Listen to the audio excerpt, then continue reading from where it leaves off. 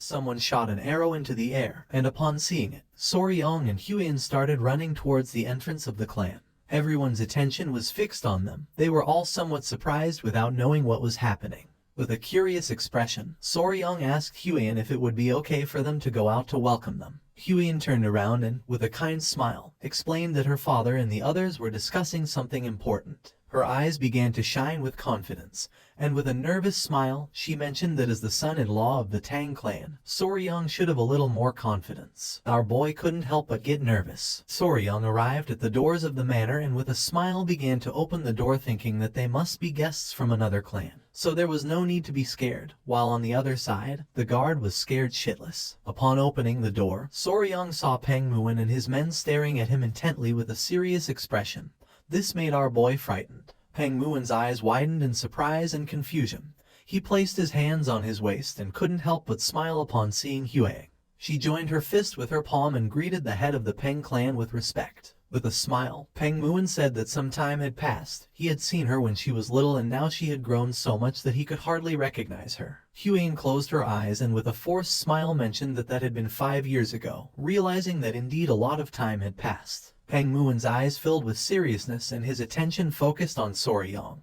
He wanted to know who he was. Upon feeling the gaze of the head of the Peng clan, Soryong began to sweat like crazy. Huion started observing him and couldn't help but feel somewhat confused. With his face sweating, our boy greeted Peng Muin, introducing himself as the son-in-law of the Tang clan.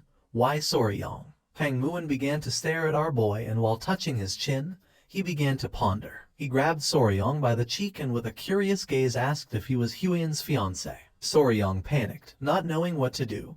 Huion placed her hand near her mouth and nodded with a smile. This made Peng Muin's eyes fill with seriousness. Soryong began to sweat and, with a nervous expression, looked away. Peng Muin's attention was fixed on our boy. He put his hand under his chin and began to think with a curious gaze. Without wasting time, he touched our boy's private parts, which made Soryong turn as red as a tomato. Meanwhile, on the other side, Huion's jaw dropped and her eyes widened in surprise, leaving her in shock. With a smile, Peng Muin explained that he was wondering if Soryong was too young, but down there he was a full-grown man. Soryong, who was panting heavily, began to observe Peng Muin and couldn't help but feel somewhat confused. Our boy turned to Huion without knowing what was happening. Peng Muin placed his hand on Soryong's head, gave a thumbs up, and with a confident smile made it clear that in a few years, Soryong was going to be incredible. Huion turned as red as a tomato, looked away, and put her hands over her face. She remembered that the people of the Peng clan really didn't like formalities or rigid etiquette, so for this reason, the head of the clan had his own way of evaluating. Peng Muin placed his hand on Soryong's shoulder and began to smile. The attention of his men also focused on him, and their eyes widened in surprise, thinking that he was incredible. One of the men even put his hand on his chin, bent down, and began to curiously observe the intimate parts of our boy. Soryong's eyes filled with confusion. He looked away and felt somewhat depressed. But then he thought that this was their style. For him, it was expected to see one man recognizing another man. He greeted Peng Muin, and while his eyes were shining with joy, he smiled and thanked the head of the Peng family for the compliments. Peng Muin started laughing, thinking that Soryong was different from the useless brats of other noble clans. He hit our boy on the back and introduced himself as Peng Muin, head of the Peng family. The slap was so strong that it hurt our boy a little. He welcomed everyone to the Tang clan, and while they were conversing, Huion began to observe them and couldn't help but start sweating. Huion caught Peng Muin's attention by saying she had a doubt. He became curious, turned to her, and asked what doubt she had. Her eyes widened with curiosity. She thought they had come from distant Hebei just to help her family, asking how they had arrived so quickly. Peng Muin's eyes widened with seriousness. In reality, they had not come to help, so he asked if the Tang clan had problems. With a surprised expression, he began to inspect Soryong's hair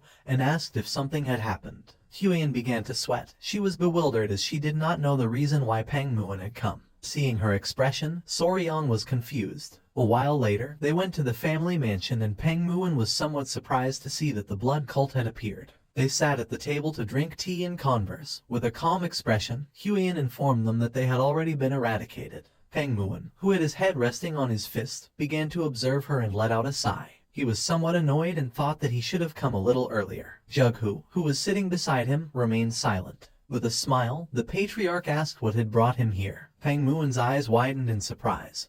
He turned to the patriarch and explained that he had been distracted upon hearing Huiyen's story about the blood cult, revealing that he had actually come hoping to receive some help from the Tang clan. Huiyen and Soryong's attention focused on him. The patriarch's eyes filled with surprise and curiosity. He asked if Peng Muin could explain himself. He began to touch his head with his hand, closed his eyes, and then let out a sigh. He put his hand near his mouth, turned towards the door, and with a serious expression asked his men to bring her to greet her elders. Jug, who became somewhat curious, and his attention was fixed on him. Someone opened the door of the hall. It was one of Peng Muin's men whose eyes were shining. With a penetrating gaze, the man entered the hall. Huiyen put her hand near her mouth, and her jaw dropped. She realized that it was a kid. Soryong began to sweat, and his attention was fixed on the man. The man approached the table, put his hand behind his cape, and asked the young lady to come down and pay her respects to the elders of the Sichuan Tang clan. Just then, someone on the man's back started moving, saying they were still sleepy. Soryong's eyes widened in surprise, and his jaw dropped, leaving him in shock. Someone dressed in white got down from the man's back, also shocking Huiyen. It was an adorable little girl who was eating a lollipop. Everyone remained silently watching the little one. With a sweet expression, she greeted the elders of the Sichuan Tang clan, introducing herself as Peng Yingying. The girl started eating a cookie. Peng Muin grabbed her, and while showing her to everyone, with a cheerful smile he revealed that she was his daughter, leaving both Soryong and Huiyen somewhat confused. Her eyes widened in surprise, realizing that this girl was a miracle of genetics, while on the other hand, our boy's jaw dropped. Peng Muin couldn't help but laugh, explaining that because they looked so much alike, people always ended up giving them that look. He began to stroke the girl's head and explained that she was the reason he had come to the Tang clan. While the little one was eating the cookie, he placed his hand on her shoulder, revealing that his daughter was feeling a bit unwell and asked if the patriarch could take a look at her. With a serious gaze, the patriarch asked if Peng Muin was saying that his daughter was sick. Our boy's attention was fixed on the girl, and his eyes widened in surprise at the thought that she was ill. While the girl was eating cookies, he began to observe her closely, and could see that a strange energy was emerging from her body. That same night, Soryong was lying on the bed with the small centipedes playing on his body. He had heard about Peng Yingying's symptoms and had carefully reviewed them, but in the end, he had not discovered the cause. He closed his eyes and began to stroke one of the small centipedes. A few hours ago, they sat the girl in a chair while everyone was watching attentively. With a serious expression, Peng Muin explained that sometimes she had difficulty breathing and large red spots appeared on her body, and in severe cases, she even lost consciousness, and after a while, she regained her senses, but he had no idea what was causing it. The patriarch sat next to the girl, extended his hands, and decided to examine her. Peng Muin's eyes filled with rage as he had searched and searched. He had even made the disciples of the medical sect examine her, but they all said she was perfectly healthy. He was going crazy. One of the disciples had even said something strange, and he had almost beaten him to the brink of death before stopping. The patriarch asked what he meant by strange. Peng Muin explained that they suspected there were symptoms of poisoning due to the deliberate act of someone, but he was sure that there was no way someone like that existed within his Peng clan. Soryong's eyes widened in surprise, while on the other hand, Huiyen became serious. After examining the girl, the patriarch stood up and revealed that the cause was poisoning, revealing that it could be an internal problem of the clan. Peng Muin's eyes widened in surprise. He panicked and swore that no one from the Peng clan would ever do something like that. He put his hand on top of his head and decided to stop talking about it since he did not want to suspect his own clan. Jug Hu nodded and mentioned that it was still uncertain, so it was not good to jump to conclusions hastily, revealing that poisoning did not always necessarily occur because someone deliberately administered poison. The patriarch's gaze fixed on the girl who was absorbed in eating the cookie.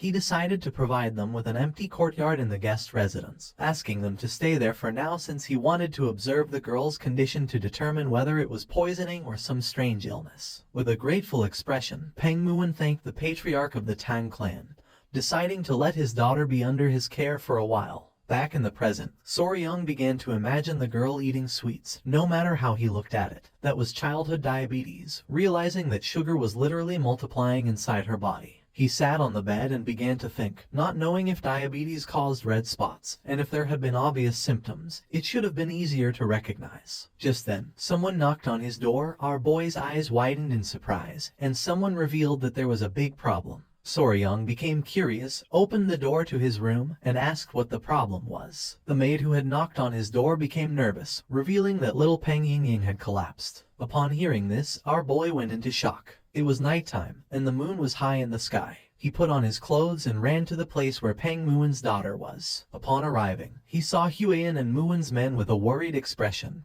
He asked what was happening. The girl had lost consciousness, her face was red, and she was breathing heavily. Peng Muin took her in his arms and couldn't help but panic. Huiyin explained to our boy that the girl had been sitting in the pavilion, coughing, and then suddenly collapsed. With a serious expression, the patriarch explained that seeing as she had collapsed here as well, it was safe to assume there were no spies within the Peng clan. Upon hearing this, Peng Muin couldn't help but clench his fist tightly. The patriarch's attention fixed on him.